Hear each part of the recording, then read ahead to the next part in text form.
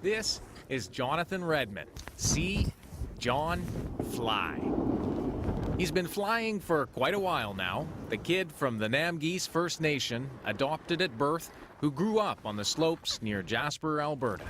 He was the first Aboriginal to make BC's provincial snowboard team, and he'd set his sights even higher, the national team. But last year he blew out his knee, then his ankle. He's competing again, but injuries hurt his dream of competing in 2010. I was going for 2010, but it's a race against time.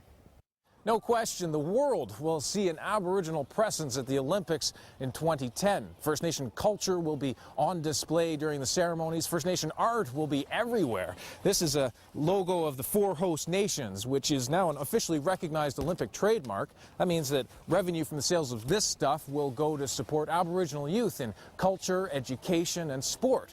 But some people are asking, will there be First Nations here on the hills and on the rinks? Will there be First Nation athletes competing in the Olympics? But for John Redman, it's all about the present, staying loose. It's all about just being upside down. Being upside down? Yeah. That's the best part of it all. If you land it, it's fun. He gets a chance to prove his stuff at a World Cup half-pipe competition here this weekend. Duncan McHugh, CBC News, Cypress Mountain in North Vancouver. As the fog rolls in on Blackcomb Mountain, Jonothan Redman works his way down the half-pipe. Between now and 2010, the 22-year-old will be spending hours here, perfecting his skills, tweaking his mental game, all with the goal of representing Canada at the Winter Olympics. There's so many good riders in Canada.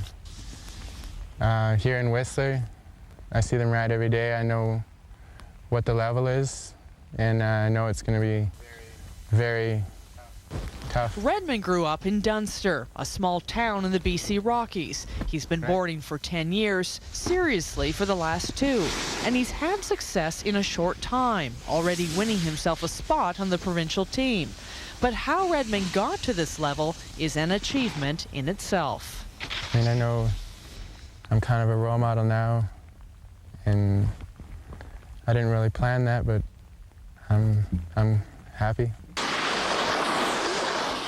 A year ago, Redman was picked up by the First Nation snowboard team, the only team of its kind in Canada geared to putting Aboriginal youth on the podium in 2010.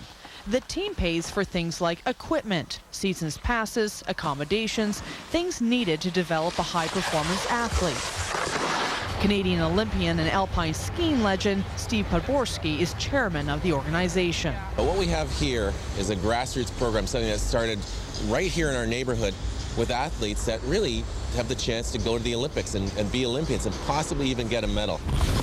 And Redman may have a good shot, considering he's the first person from the First Nations program to make it this far. And he's got that quiet kind of approach that says, I'm going to do it. I'm not going to tell everybody about it. But inside, he's got great determination. And determination and drive beats skill every time. Jonothan Redman recently won 2 medals at the provincial championships. Still, he has his work cut out for him. The road to 2010 will be a tricky ride.